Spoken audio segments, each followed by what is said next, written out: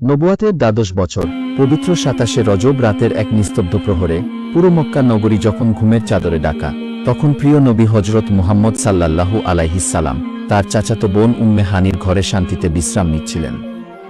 রাত যখন গভীর হল, তখন হঠাৎ মহান আল্লাহর নির্দেশে ফেরেশতা জিবরাইল আলাইহিস সালাম এবং মিকাইল আলাইহিস সালাম নুরানি বেশে পৃথিবীতে নেমে আসলেন। তারা উম্মে হানির ঘরের ছাদ উন্মুক্ত করে ভেতরে প্রবেশ করলেন এবং নবীজিকে অতি সম্মানের সঙ্গে জাগ্রত করলেন। অতঃপর হজরত জিবরাইল আলাইহিস সালাম বললেন, হে আল্লাহর রাসূল, আজ আপনার পরম সৌভাগ্যের রাত। মহান আল্লাহ তাআলা আপনাকে আরশে মুআল্লায় দাওয়াত দিয়েছেন এবং তিনি আপনার সাক্ষাতের জন্য অধীর অপেক্ষা করছেন।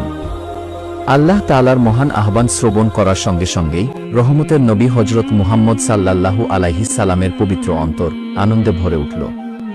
তিনি কোনো বিলম্ব না করে এই মহাজাগতিক সফরের প্রস্তুতি গ্রহণ করলেন। প্রস্তুতি সম্পন্ন হতেই নুরানি ফেরেশতাগণ তাকে ঘরের উন্মুক্ত ছাদ থেকে আকাশপথে বাইতুল্লাহর পবিত্র হাতিমে কাবায় নিয়ে এলেন।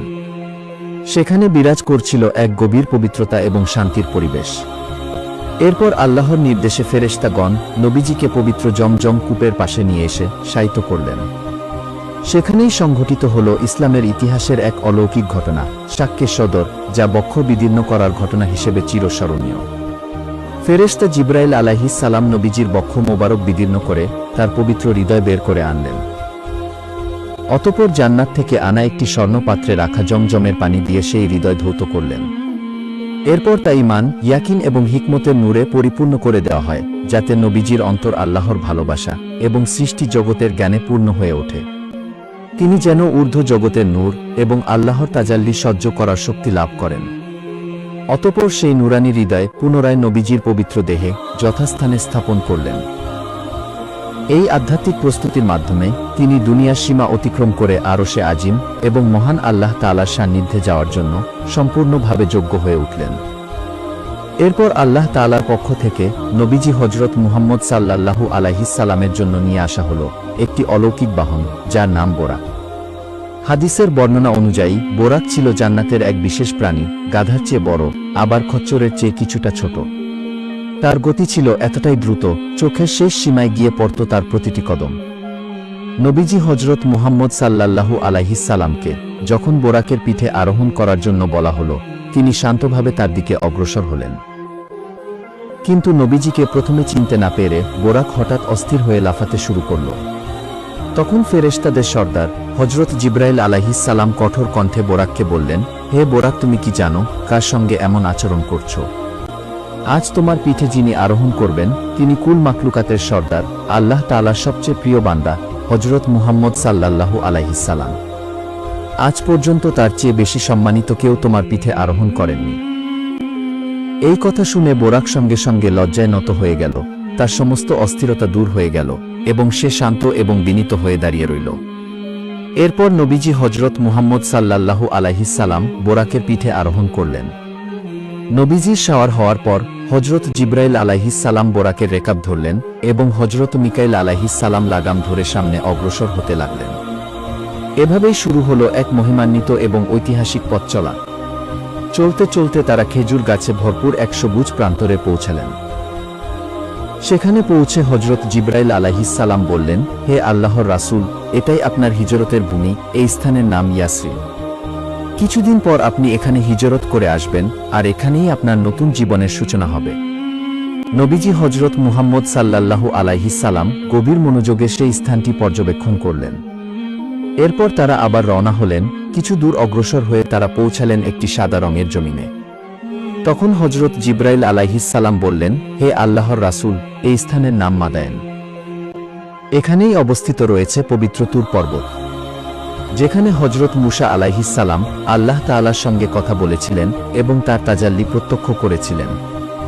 এই বরকতপূর্ণ স্থান নিজের চোখে দেখে রাসূলে পাক হজরত মুহাম্মদ সাল্লাল্লাহু আলাইহিস সালাম আল্লাহ তাআলার দরবারে কৃতজ্ঞতা প্রকাশ করলেন। অতঃপর তারা আবার সামনে অগ্রসর হলেন। পথিমধ্যে তারা এসে পৌঁছালেন বেথেলহেম নামক একটি স্থানে। তখন হজরত জিবরাইল আলাইহিস সালাম বললেন, হে আল্লাহর রাসূল, এটাই হজরত ঈসা আলাইহিস সালামের জন্মস্থান। এই কথা শুনে নবীজি হজরত মুহাম্মদ সাল্লাল্লাহু আলাইহিস সালাম গভীর সম্মানের সঙ্গে সেই পবিত্র ভূমিও পর্যবেক্ষণ করলেন।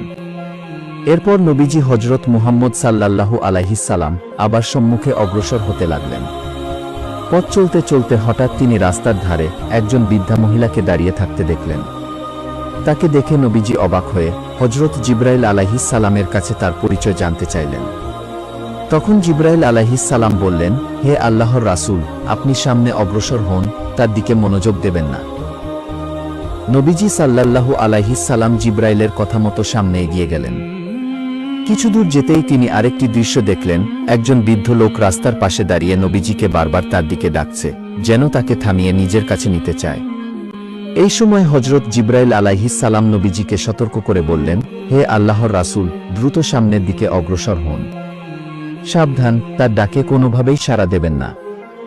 নবীজি সাল্লাল্লাহু আলাইহিস সালাম জিবরাইলের নির্দেশ মেনে সামনে এগিয়ে যেতে থাকলেন।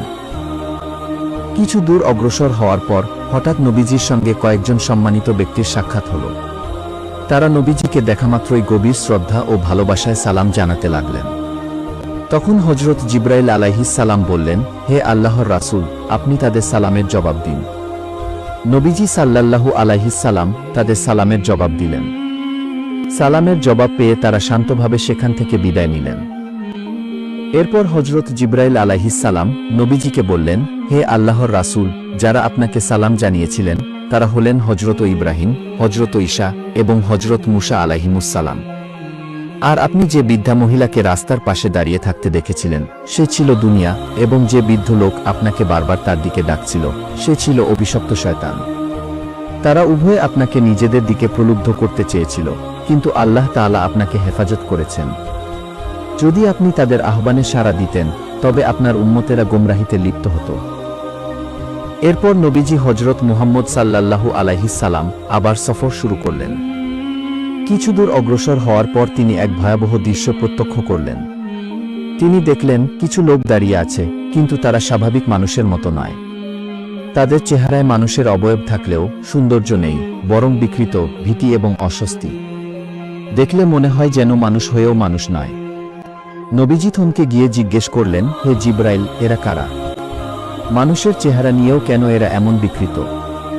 জিবরাইল আলাইহিস সালাম বললেন, হে আল্লাহর রাসূল, এরা এমন লোক যারা দুনিয়াতে মানুষের মতো ছিল, কিন্তু অন্তরে সত্যকে ভুলভাবে ধারণ করেছিল।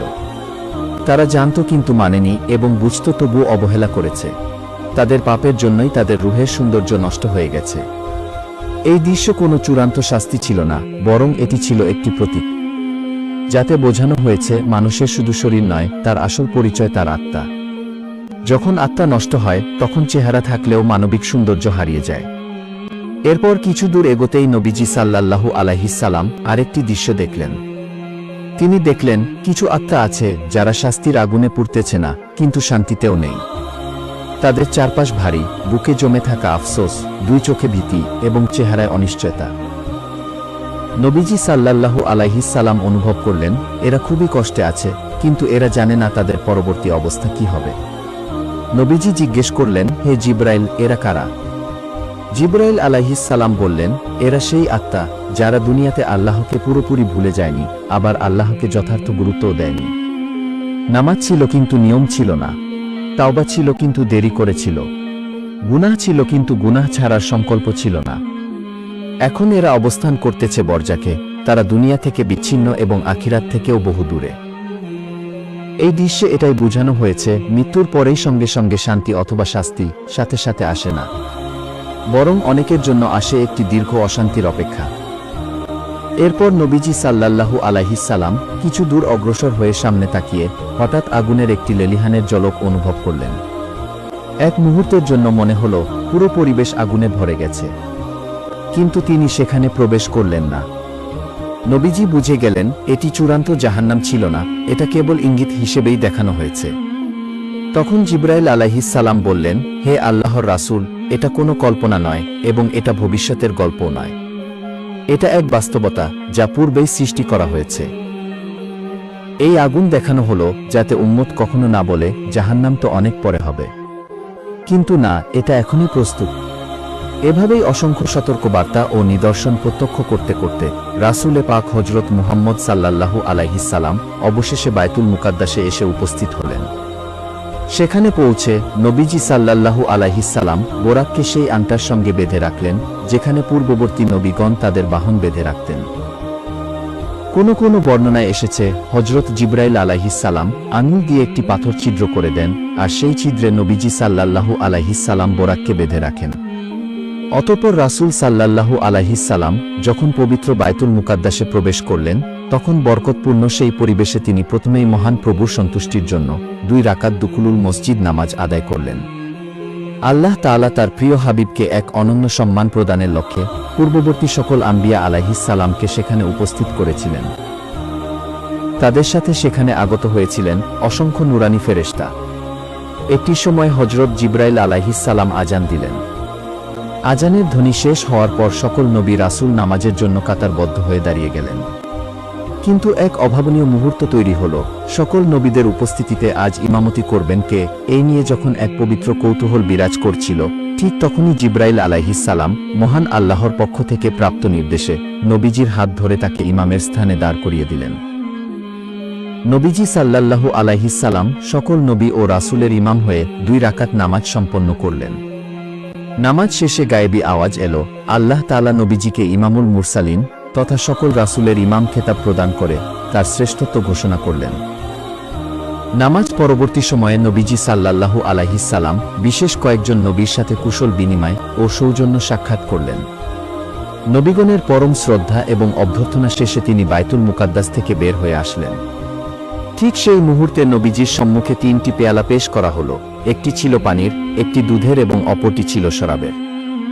রাসূল সাল্লাল্লাহু আলাইহিস সালাম বিন্দুমাত্র দ্বিধা না করে দুধের পেয়ালাটি গ্রহণ করলেন। তখন জিবরাইল আলাইহিস সালাম আনন্দিত হয়ে বললেন, হে আল্লাহর রাসূল, আপনি ফিতরাতের সত্যের পথ বেছে নিয়েছেন। আপনি যদি শরাবের পেয়ালাটি নিতেন তবে আপনার উম্মত পথভ্রষ্ট হয়ে যেত। মহান আল্লাহ তাআলা আপনাকে অলৌকিকভাবে হেফাজত করে সঠিক পথে পরিচালিত করেছেন। এরপর জান্নাত হতে বায়তুল মুকাদ্দাস পর্যন্ত একটি নুরানি সিঁড়ি স্থাপন করা হলো। নবীজি সাল্লাল্লাহু আলাইহিস সালাম তার মহান প্রভুর দিদারের উদ্দেশ্যে ঊর্ধ্ব আকাশে যাত্রা শুরু করলেন। চলতে চলতে তিনি প্রথম আসমানের কাছে পৌঁছালেন। জিবরাইল আলাইহিস সালাম আকাশের দরজায় করাঘাত করলেন। ভেতর থেকে প্রথম আকাশের প্রহরী ফেরেশতা জানতে চাইলেন, আপনি কে? জিবরাইল আলাইহিস সালাম উত্তর দিলেন, আমি জিবরাইল। অতঃপর জিজ্ঞাসা করা হলো, আপনার সাথে কে রয়েছেন? জিবরাইল আলাইহিস সালাম বললেন, আমার সাথে রয়েছেন রহমাতুল লিল আলামিন হযরত মুহাম্মদ সাল্লাল্লাহু আলাইহিস সালাম। প্রহরী আবার প্রশ্ন করলেন, তাকে কি আসমানে আনার জন্য আমন্ত্রণ জানানো হয়েছে? জিবরাইল আলাইহিস সালাম উত্তর দিলেন, হ্যাঁ, তাকে আনার জন্য সংবাদ পাঠানো হয়েছে। তখন আনন্দের সাথে আকাশের দরজা খুলে দেওয়া হলো। প্রথম আসমানে প্রবেশ করে নবীজি সাল্লাল্লাহু আলাইহিস সালাম দেখলেন এক জ্যোতির্ময় বৃদ্ধ লোক সেখানে বসে রয়েছেন। জিবরাইল আলাইহিস সালাম পরিচয় করিয়ে দিয়ে বললেন, ইয়া রাসূলুল্লাহ, ইনি আপনার আদিপিতা হযরত আদম আলাইহিস সালাম। আপনি তাকে সালাম দিন। নবীজি সাল্লাল্লাহু আলাইহিস সালাম তাকে সালাম দিলেন। অতঃপর হযরত আদম আলাইহিস সালাম পরম মমতায় সালামের জবাব দিলেন এবং তাকে মারহাবা বলে উষ্ণ অভ্যর্থনা জানালেন। এরপর পিতা হযরত আদম আলাইহিস সালামের কাছ থেকে বিদায় নিয়ে নবীজি সাল্লাল্লাহু আলাইহিস সালাম হযরত জিবরাইল আলাইহিস সালামকে নিয়ে দ্বিতীয় আসমানে উপস্থিত হলেন। সেখানে প্রথম আসমানের ন্যায় অনুমতি নিয়ে প্রবেশ করার পর তার সাক্ষাৎ হল হযরত ঈসা আলাইহিস সালামের সাথে। এরপর পর্যায়ক্রমে তিনি তৃতীয় আসমানে হযরত ইউসুফ আলাইহিস সালাম, চতুর্থ আসমানে হযরত ইদ্রিস আলাইহিস সালাম, পঞ্চম আসমানে হযরত হারুন আলাইহিস সালাম এবং ষষ্ঠ আসমানে হযরত মুসা আলাইহিস সালামের সাথে সাক্ষাৎ করেন। প্রত্যেক নবী তাকে অত্যন্ত শ্রদ্ধা এবং আনন্দের সাথে অভ্যর্থনা জানালেন। অবশেষে নবীজি সাল্লাল্লাহু আলাইহিস সালাম সপ্তম আকাশে পদার্পণ করলেন। সপ্তম আকাশে নবীজি একটি বিস্ময়কর দৃশ্য দেখলেন। তিনি দেখলেন একজন লোক একটি ইমারতে হেলান দিয়ে বসে আছেন, যা হল বায়তুল মামুর। এটি মূলত দুনিয়ার পবিত্র কাবা শরীফের ঠিক উপরে সপ্তম আকাশে অবস্থিত ফেরেশতাদের কিবলা।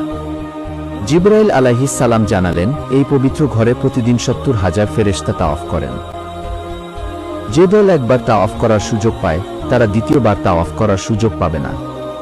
ফেরেশতাদের সংখ্যা এতই বেশি যে কিয়ামত পর্যন্ত দ্বিতীয়বার তাদের আর সেই সুযোগ আসে না। জিবরাইল আলাইহিস সালাম সেখানে নবীজিকে পরিচয় করিয়ে দিলেন হযরত ইব্রাহিম আলাইহিস সালামের সাথে, তারা কিছুক্ষণ আলাপ আলোচনা এবং মত বিনিময় করলেন। ইব্রাহিম আলাইহিস সালামের কাছ থেকে বিদায় নিয়ে নবীজি আরও ঊর্ধ্বপানে যাত্রা করলেন এবং সৃষ্টির শেষ সীমানা সিদরাতুল মুনতাহায় গিয়ে পৌঁছালেন। সেখানে তিনি মহান আল্লাহর অফুরন্ত কুদরাত প্রত্যক্ষ করলেন। তিনি জান্নাতের প্রতিটি স্তর ঘুরে দেখলেন এবং তার প্রিয় উম্মত ও নিজের জন্য বরাদ্দকৃত জান্নাতি ঘরটিও স্বচক্ষে অবলোকন করে পরম শান্তি লাভ করলেন। সিদরাতুল মুনতাহা ভ্রমণ শেষে একটি আবেগঘন মুহূর্তের সৃষ্টি হল। জিবরাইল আলাইহিস সালাম নবীজির দিকে তাকিয়ে বিনীতভাবে বললেন, হে আল্লাহর রাসূল, আমার গন্তব্য এখানেই শেষ। এখান থেকে সামনে যাওয়ার আর কোনো অনুমতি বা ক্ষমতা আমার নেই। এবার আপনাকে একাকী আপনার মহান প্রভুর সান্নিধ্যে যেতে হবে। নবীজি সাল্লাল্লাহু আলাইহিস সালাম বললেন, হে জিবরাইল, তুমি কি এই মহাযাত্রার শেষ মুহূর্তে আমার সাথী হবে না? জিবরাইল আলাইহিস সালাম করুণ স্বরে নিবেদন করলেন, হে আল্লাহর রাসূল, মহান আল্লাহর পক্ষ থেকে আমার জন্য এই সিদরাতুল মুনতাহা শেষ সীমানা। আমি যদি এখান থেকে আর এক চুল পরিমাণ সামনে অগ্রসর হই, তবে মহান রবের নূরের তীব্র তাজাল্লিতে আমি সম্পূর্ণ ধ্বংস হয়ে যাব এবং আমার হাজারো ডানা মুহূর্তেই জ্বলে পুড়ে ছাই হয়ে যাবে। তাই এখান থেকে আপনি নূরের আরোহণে চড়ে আপনি একাই আপনার রবের দিদারে ধন্য হবেন। অতঃপর জিবরাইল আলাইহিস সালামকে সিদরাতুল মুনতাহায় রেখে নবীজি সাল্লাল্লাহু আলাইহিস সালাম একাকী সম্মুখপানে অগ্রসর হতে লাগলেন। চারদিকে অপার্থিব নিস্তব্ধতা এবং গভীর নীরবতা। নেই কোনো কোলাহল, নেই কোনো সঙ্গী। এক অদৃশ্য ইশারায় তিনি এগিয়ে চলছেন মহাপ্রভুর পরম সান্নিধ্যে। এমন সময় তার সামনে উপস্থিত হল জান্নাতি নূর দিয়ে তৈরি মনোমুগ্ধকর সবুজ রঙের একটি সিংহাসন, যাকে হাদিসের ভাষায় বলা হয়েছে রফরফ। নবীজি সেই নূরের বাহনে আরোহণ করলেন এবং তা মুহূর্তের মধ্যে তাকে নিয়ে অতি দ্রুত গতিতে উপরের দিকে ছুটতে লাগল। এই যাত্রাপথে তিনি মহান আল্লাহর কুদরাতের আরও বহু নিদর্শন প্রত্যক্ষ করলেন। সফরের এক পর্যায়ে নবীজি একজন বিশালদেহী ফেরেশতাকে একটি বিশেষ চেয়ারে উপবিষ্ট দেখলেন। তার হাতে ছিল একটি নূরের ফলক এবং পাশে ছিল একটি বিশাল বৃক্ষ, যার নাম শাজরাতুল ইয়াকিন। সেই গাছের প্রতিটি পাতায় দুনিয়ার প্রতিটি মানুষের নাম লিপিবদ্ধ রয়েছে। সেই ফেরেশতা অত্যন্ত মনোযোগে হাতের ফলকটি দেখছিলেন এবং ক্ষণে ক্ষণে গাছের পাতার দিকে তাকাচ্ছিলেন। তিনি নিজ কাজে এতটাই মগ্ন ছিলেন যে অন্য কোনো দিকে তার ভ্রুক্ষেপ ছিল না। নবীজি তার নিকটবর্তী হলে সেই ফেরেশতা মাথা উত্তোলন করলেন এবং নবীজিকে সালাম দিয়ে বিনীতভাবে নিজের পরিচয় দিলেন। হে আল্লাহর রাসূল, আমি হলাম মালাকুল মাউত, হযরত আজরাইল আলাইহিস সালাম। আজরাইল আলাইহিস সালামের পরিচয় পেয়ে নবীজি কৌতূহলী হয়ে জিজ্ঞাসা করলেন, হে আজরাইল, আপনি একাকী কিভাবে একই সময়ে পৃথিবীর এত অসংখ্য মাখলুকাতের জান কবজ করেন? আজরাইল আলাইহিস সালাম বিনীতভাবে উত্তর দিলেন, হে আল্লাহর রাসূল, আমার হাতে যে নূরের ফলকটি দেখছেন, এতে সকল মানুষের নাম রয়েছে। আর এই বৃক্ষের প্রতিটি পাতা হল এক একটি মানুষের জীবনের দর্পণ। যখনই কোনো মানুষের মৃত্যুর সময় ঘনিয়ে আসে, তখন এই বৃক্ষে তার নামের পাতাটি হলুদ বর্ণ ধারণ করতে থাকে। আর যখন হায়াত একেবারে শেষ হয়ে যায়, তখন পাতাটি গাছ থেকে ঝরে পড়ে। পাতাটি ঝরে পড়ার সাথে সাথেই আমি এই ফলক থেকে ওই ব্যক্তির নাম মুছে ফেলি এবং তার রূহ কবজ করি। তিনি আরও একটি সুন্দর উদাহরণ দিয়ে বললেন, হে আল্লাহর রাসূল, আপনার সামনে যদি একটি পেয়ালা ভর্তি পিঁপড়া থাকে, তবে আপনি যেমন মুহূর্তের মধ্যেই আপনার ইচ্ছামতো অনেকগুলো পিঁপড়াকে হাত দিয়ে তুলে নিতে পারেন। মহান আল্লাহ তাআলা সমগ্র সৃষ্টি জগৎকে আমার সামনে ঠিক তেমনি সহজ করে রেখেছেন। তাই একই সময়ে অসংখ্য মানুষের জান কবজ করা আমার জন্য কঠিন কিছু নয়। তবে এই সুবিশাল কর্মযজ্ঞে আল্লাহর আদেশে অনেক ফেরেশতা আমাকে সার্বক্ষণিক সহযোগিতা করে থাকেন। মালাকুল মাউত হযরত আজরাইল আলাইহিস সালামের নিকট থেকে বিদায় নিয়ে রাসূলে পাক সাল্লাল্লাহু আলাইহিস সালাম আরও ঊর্ধ্বে আরোহণ করতে লাগলেন। এক সময় তিনি এমন একটি নিভৃত এবং রহস্যময় স্থানে পৌঁছালেন, যেখানে সৃষ্টির কোনো প্রাণের অস্তিত্ব ছিল না, ছিল এক অপার্থিব নিস্তব্ধতা। সঙ্গীহীন সেই নির্জন পরিবেশে নবীজি ক্ষণিকের জন্য বিচলিত হয়ে গেলেন। ঠিক তখনই আরশে মুআল্লা থেকে মহান রবের কুদরতি আওয়াজ ভেসে এলো, হে আমার প্রিয় রাসূল, আপনি ভীত হবেন না। আমি আপনার প্রভু রাব্বুল আলামিন। আপনি এখন পবিত্র আরশে আজিমের সামনে দণ্ডায়মান। আপনার পালনকর্তা আপনার অতি নিকটে। অতএব আপনি আপনার হাদিয়া পেশ করুন। সারা বিশ্বের অধিপতি মহান আল্লাহ রাব্বুল আলামিনকে কি উপহার দেওয়া যায়, এই চিন্তায় নবীজি ব্যাকুল হয়ে পড়লেন। যিনি নিজেই সব কিছুর মালিক, তাকে দেওয়ার মতো শ্রেষ্ঠ বস্তু কি হতে পারে? গভীর ভক্তি ও প্রেমে নবীজি সাল্লাল্লাহু আলাইহিস সালাম সিজদায় অবনত হলেন এবং অন্তরের সবটুকু আবেগ ঢেলে দিয়ে আরজ করে বললেন, আত্তাহিয়াতু লিল্লাহি ওয়াসসালাওয়াতু ওয়াত্তাইজিবাত, অর্থাৎ আমাদের সকল মৌখিক, শারীরিক ও আর্থিক ইবাদত এবং যাবতীয় পবিত্রতা একমাত্র মহান আল্লাহর জন্যই নিবেদিত। মহান প্রভুর প্রতিদান এবং উম্মতের প্রতি গভীর প্রেমে নবীজির এই বিনম্র আরজি কবুল করে আল্লাহ তাআলা প্রতি উত্তরে বললেন, আসসালামু আলাইকা আইজুহান নাবিজু ওয়া রাহমাতুল্লাহি ওয়া বারাকাতুহু, অর্থাৎ হে নবী, আপনার প্রতি শান্তি বর্ষিত হোক এবং আল্লাহর রহমত ও বরকত নাজিল হোক। নবীজি যখন দেখলেন মহান আল্লাহর পক্ষ থেকে শান্তি ও রহমতের এই উপহার শুধুমাত্র তার উপর নাজিল হচ্ছে, তখন আল্লাহর দিদারে নবীজির পরিপূর্ণ অন্তর উম্মতের কথা ভেবে কেঁদে উঠল। আল্লাহর দিদারে ধন্য হয়েও তিনি আমাদের ভুলে যাননি। তাই তিনি সাথে সাথে প্রার্থনা করলেন, আসসালামু আলাইনা ওয়া আলা ইবাদিল্লাহিস সালিহিন, অর্থাৎ হে আল্লাহ, এই শান্তি কেবল আমার জন্য নয়, বরং এটি আমার এবং আমার সকল উম্মতের এবং আপনার নেক বান্দাদের উপরেও বর্ষিত হোক। আরশের সেই মাহফিলে মহান রবের এবং তার প্রিয় হাবিবের মধ্যে এই অপূর্ব কথোপকথন এবং নবীজির উম্মতের প্রতি গভীর প্রেম দেখে আরশ বহনকারী ফেরেশতারা বিমুগ্ধ হয়ে সমস্বরে সাক্ষ্য দিয়ে বললেন, আশহাদু আল্লা ইলাহা ইল্লাল্লাহু ওয়া আশহাদু আন্না মুহাম্মাদান আবদুহু ওয়া রাসূলুহু, অর্থাৎ আমি সাক্ষ্য দিচ্ছি যে আল্লাহ ছাড়া কোনো মাবুদ নেই এবং আরও সাক্ষ্য দিচ্ছি যে হযরত মুহাম্মদ সাল্লাল্লাহু আলাইহিস সালাম আল্লাহর প্রিয় বান্দা ও তার প্রেরিত রাসূল। আরশে আজিমের সেই মহান মুহূর্তে যেখানে সৃষ্টি ও স্রষ্টার মাঝে কোনো পর্দা ছিল না, সেখানে মহান আল্লাহ তাআলা তার প্রিয় হাবিবকে একটি বিশেষ উপহার প্রদান করলেন। আল্লাহ তাআলা নবীজিকে লক্ষ্য করে বললেন, হে আমার হাবিব, আপনার এবং আপনার উম্মতের জন্য আমি উপহার হিসেবে প্রতিদিন 50 ওয়াক্ত নামাজ ফরজ করে দিলাম। নবীজি সাল্লাল্লাহু আলাইহিস সালাম হাসি মুখে সেই উপহার গ্রহণ করলেন এবং নিচের দিকে নামতে শুরু করলেন।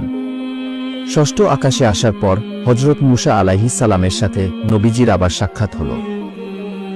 মূসা নবী জিজ্ঞেস করলেন, আল্লাহ আপনার উম্মতের জন্য কি উপহার দিয়েছেন? নবীজি বললেন, 50 ওয়াক্ত নামাজ। তখন মূসা নবী বললেন, হে আল্লাহর রাসূল, আপনার উম্মত অনেক দুর্বল, তারা প্রতিদিন 50 ওয়াক্ত নামাজ আদায় করতে পারবে না। আপনি আবার আপনার রবের কাছে ফিরে যান এবং এটি কমানোর আবেদন করুন। মূসা নবীর পরামর্শে নবীজি সাল্লাল্লাহু আলাইহিস সালাম আল্লাহর দরবারে ফিরে গেলেন। এভাবে অনেকবার যাতায়াতের পর মহান আল্লাহ তাআলা নামাজ কমিয়ে 5 ওয়াক্ত করে দিলেন। কিন্তু আল্লাহ তাআলা ঘোষণা করলেন, হে মুহাম্মদ, নামাজ সংখ্যায় 5 ওয়াক্ত হলেও এর নেকি 50 ওয়াক্তের সমানই থাকবে। নবীজি এই মহা উপহার নিয়ে অত্যন্ত খুশি হয়ে ফিরে আসলেন। মেরাজের এই সফরে নবীজি সাল্লাল্লাহু আলাইহিস সালাম জান্নাত ও জাহান্নামের অনেক দৃশ্য সচক্ষে প্রত্যক্ষ করেন। তিনি দেখলেন একটি সম্প্রদায়ের লোকদের মাথায় বিশাল পাথর দিয়ে আঘাত করা হচ্ছে। আঘাতে তাদের মাথা চূর্ণ বিচূর্ণ হয়ে যাচ্ছে, আবার মুহূর্তের মধ্যেই তা আগের মতো হয়ে যাচ্ছে। অতঃপর আবার পাথরের আঘাতে চূর্ণ করা হচ্ছে, এভাবেই শাস্তি চলতেই থাকছে। এই দৃশ্য দেখে নবীজির অন্তর কেঁপে উঠল। তিনি হযরত জিবরাইল আলাইহিস সালামকে জিজ্ঞেস করলেন, হে জিবরাইল, এরা কারা? এদের কি অপরাধ? জিবরাইল আলাইহিস সালাম উত্তর দিলেন, হে আল্লাহর রাসূল, এরা হচ্ছে সেই লোকেরা যারা জেনে বুঝে ফরজ নামাজ ছেড়ে দিত। এই কথা শুনে নবীজি সাল্লাল্লাহু আলাইহিস সালাম গভীরভাবে ব্যথিত হলেন এবং উম্মতের জন্য অন্তরে আফসোস করলেন। অতঃপর নবীজি সাল্লাল্লাহু আলাইহিস সালাম সামনে অগ্রসর হলেন। কিছু দূর যেতেই তিনি আরও একটি দৃশ্য দেখতে পেলেন। তিনি দেখলেন কিছু লোকের ঠোঁট লোহার কাঁচি দিয়ে কাটা হচ্ছে। ঠোঁট কেটে গেলে আবার তা আগের মতো হয়ে যাচ্ছে, আবার সঙ্গে সঙ্গে কাটা হচ্ছে। অতঃপর নবীজি সাল্লাল্লাহু আলাইহিস সালাম জিজ্ঞেস করলেন, হে জিবরাইল, এরা কারা? জিবরাইল আলাইহিস সালাম বললেন, এরা হলো সেই লোকেরা যারা মানুষের সামনে দাঁড়িয়ে মিথ্যা কথা বলতো, গুজব ছড়াতো এবং সমাজে বিভ্রান্তি সৃষ্টি করত। এরপর নবীজি সাল্লাল্লাহু আলাইহিস সালাম এমন একটি সম্প্রদায়কে দেখতে পেলেন যাদের পেট পাহাড়ের মতো বিশাল হয়ে গেছে। তারা উঠতে চাইলে পেটের ভারে উঠতে পারছে না, যন্ত্রণায় তারা চিৎকার করতেছে।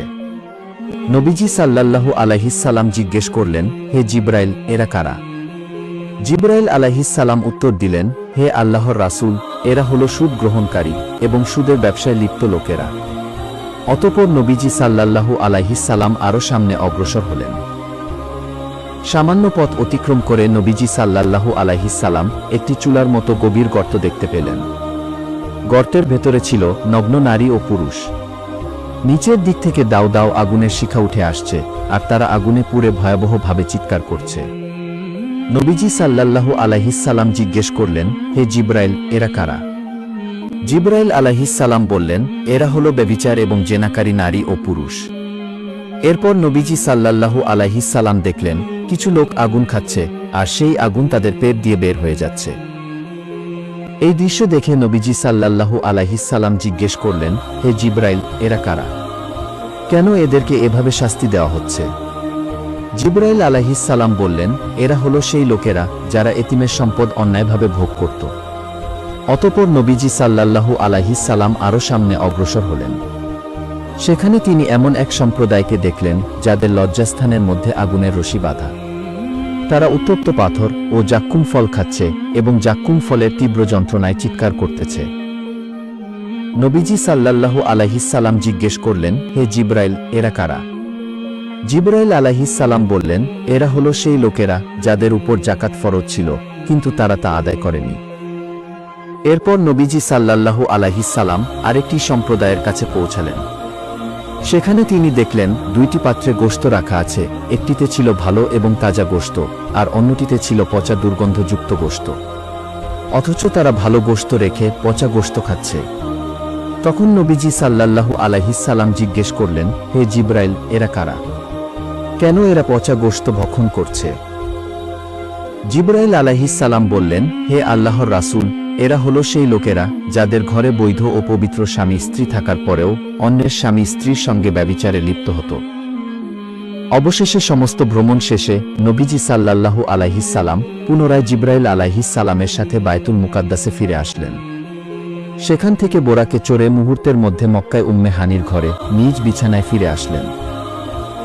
অবাক করার বিষয় হল, নবীজি ফিরে এসে দেখলেন তার বিছানা তখনও গরম ছিল এবং অজুর পানি তখনও গড়িয়ে যাচ্ছিল।